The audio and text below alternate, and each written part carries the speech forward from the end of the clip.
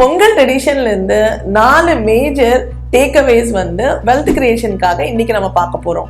Number 1, போகி ஃபெஸ்டிவல்ல நம்ம என்ன பண்ணுவோம், எல்லா பழசையும் எரிச்சிட்டு புதுசா ஸ்டார்ட் பண்ணுவோம். அதே மாதிரி உங்களோட வெல்த் கிரியேஷன் ஜேர்னில உங்களோட பேட் டெப்ஸும் அன்வான்ட் எக்ஸ்பென்சஸும் ரிமூவ் பண்ணிட்டு ஃப்ரெஷ்ஷா ஸ்டார்ட் பண்ண போறோம்.